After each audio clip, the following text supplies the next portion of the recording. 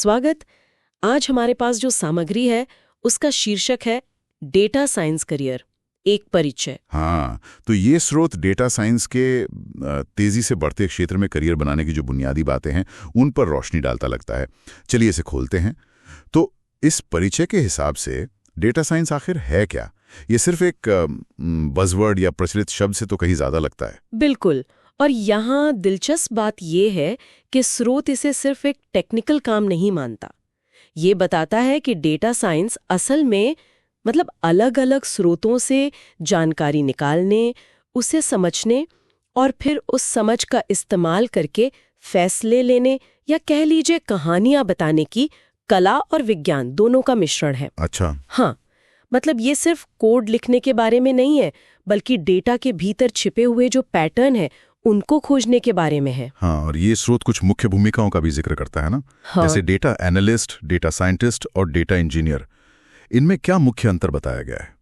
कुछ आइडिया? हाँ, स्रोत के मुताबिक डेटा एनालिस्ट जो है वो ज्यादातर मौजूदा डेटा को देखकर रुझानों ट्रेंड्स का पता लगाते हैं और रिपोर्ट्स बनाते हैं। ठीक है। डेटा साइंटिस्ट अक्सर भविष्यवाणियां करने के लिए थोड़े जटिल मॉडल बनाते हैं। इसमें मशीन लर्निंग जैसी तकनीक शामिल हो सकती है। ओह अच्छा। और डेटा इंजीनियर वो ये सुनिश्चित करते हैं कि डेटा सही तरीके से इकट्ठा हो, संग्रहित हो और प्रोसेस करने के लिए उपलब्ध रहें।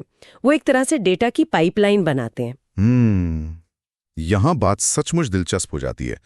ये सिर्फ एक ही तरह का काम नहीं है, बल्कि इसमें कई अलग अलग विशेषज्ञताएं हैं।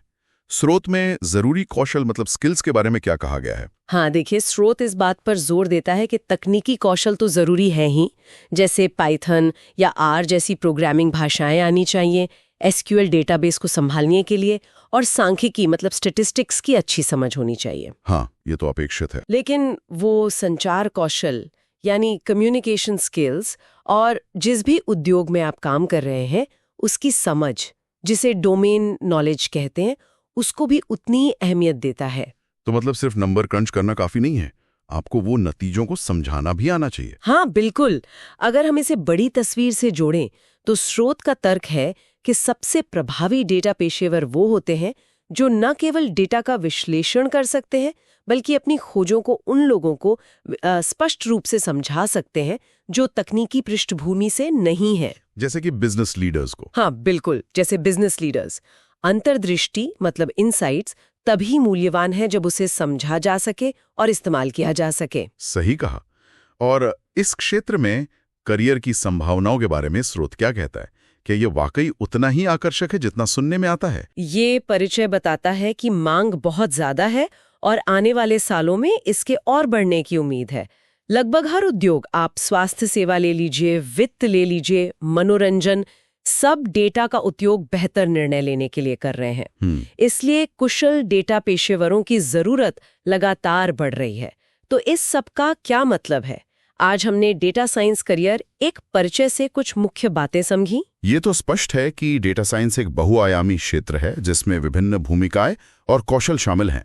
और ये सिर्फ तकनीकी योग्यता के बारे में नहीं है, बल्कि जैसा आपने कहा, कहानी कहने और समस्या समाधान के बारे में भी है। हाँ, और ये हमें याद दिलाता है कि कैसे डेटा आज के अर्थव्यवस्था का एक केंद्रीय तत्व बन गया है, और ये समझना कि इसे कैसे उपयोग किया जाए कई करियर पथों के लिए महत्वपूर्ण होता जा रहा है।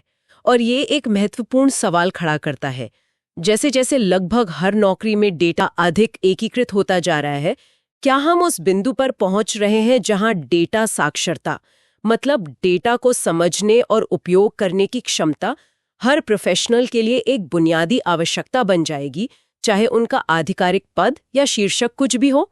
इस पर जरूर विचार किया जा सकता है।